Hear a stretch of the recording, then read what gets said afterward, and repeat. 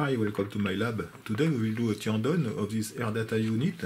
This is called an air data sensor from Penny and Giles, Aerospace. So this is a modern instrument. It was manufactured in 2005. We have the limits written here, the altitude from minus 3,000 feet to 25,000 feet. You can see that the range is limited. This instrument was installed actually in a Seeking helicopter. The reference I think is ZF-118. You have the indicated airspeed from 0 to 220 knots, Mach number 0 to 0.55. On that side, we have a circular connector with very tiny pins and the pitot-static pressure inlet. I have found a small document about this thing. So this is called an ESCADU, Enhanced Software Configurable Air Data Unit. So you can see some information. So this is a new model, but it is very close to this one, as you can see. And there is an encoder output, according to Guillaume code. This is interesting. It should be possible to test this feature. So there is an analog DC output. It is possible to configure this DC output, for example, airspeed or altitude. And there is effectively the encoding altimeter. Unfortunately, I don't have the pinout of the connector. So first, as usual, let's open this thing to see what is inside.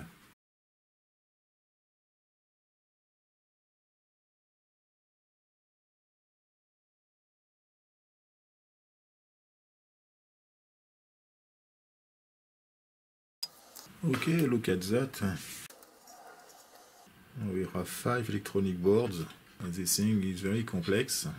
First, we can see the most important parts of this device. There are the pressure sensors here. We can see we have 2 sensors. One has only one input, so this is for the altitude. But for the airspeed, the output signal depends on the difference between the pitot pressure and the static pressure. So we can see the reference of the pressure sensors. I think they are identical, except that the second one has an opening on the top here. Try to read the reference. The reference is SP82AL-37. The second one I cannot read, of course, but I think it is the same. So now let's see the different boards. So the first one is obviously the microcontroller board, or microprocessor, because we can see we have 2 EEPROMs. Okay, so this is a 32 bits processor from Motorola, MC68302. There is a crystal associated here. Clock frequency is 16 MHz. You can see these parts are probably SRAM from IDT. Now this one I don't know, 3282, so this is probably the ARINC controller. And this seems to be a CPLD DIP40 package, EP910DI. And here there is a Maxim part, DIP8. This is a MAX 694. I have already encountered this part, so this is a power supply supervisory with a reset. So this is 138, so this is the multiplexer. So this permits obviously to select different peripherals.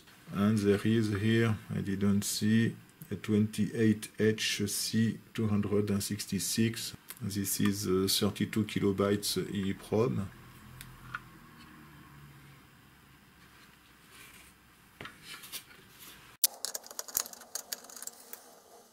Okay, it is possible to remove the sensors assembly.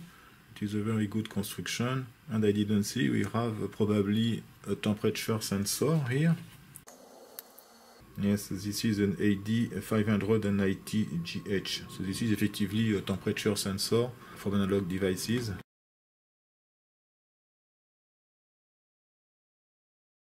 You can see that the EEPROMs are socketed, so it can be maybe interesting to read the content. Sometimes you can have some indications if there are some text inside for messages or something like that.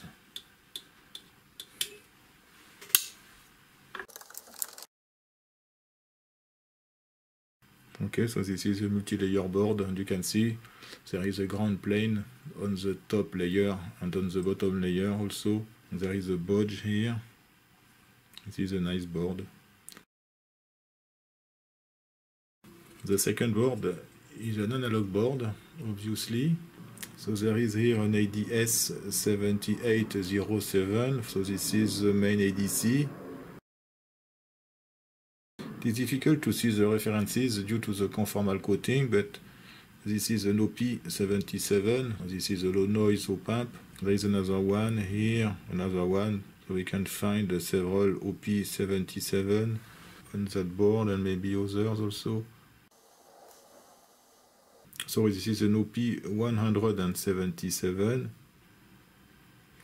Okay, so we have effectively several OP177. One here, here, here. This is an ENA 141, so this is a differential amplifier. And here there is this ceramic IC. This is a ref 43, so this is the voltage reference. And here we have two Maxim parts, cannot read. Try to find the correct angle, but it is not obvious. I think it's max 354. These are probably multiplexers or analog switches. And there is also a ref 02. This one is a 5 volts reference. And here we have a classic 2N1711. There is another one here. Here a small damage due to the solder iron, as you can see. Next one.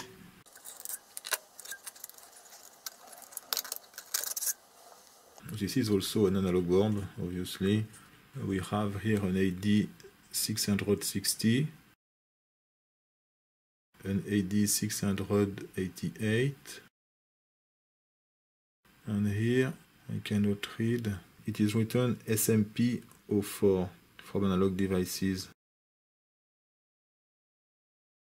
And we have one more time several OP177. So we have here probably some gain adjustments. And there are several tantalum capacitors on all boards, as you can see. This board permits the connection to the rear connector. So this seems to be the ARINC interface. Yes, I recognize the classic 3182. So this is the ARINC interface, the physical interface. And there is a provision probably for other ARINC interfaces. So we have two ARINC 429 interfaces. And the last board seems to be the power supply. We have 9 transistors, 6 here, another one. These transistors are from ZTX 705.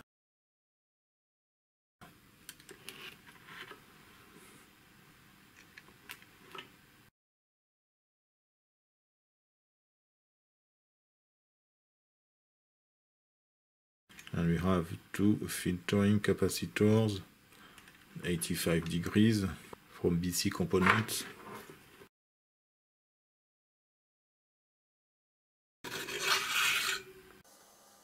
This is a DC-DC converter. So this is a standard product TWR-5 3000. And this is a specific module, it seems, from Curtis Instruments. 2001 PC, 5 volts DC. So this is probably a DC-DC converter which generates the 5 volts power supply. There is another large transistor here. And this one I cannot read, EPL762A. These two wires are probably the power supply input. So let's see what we have on that board. The last one.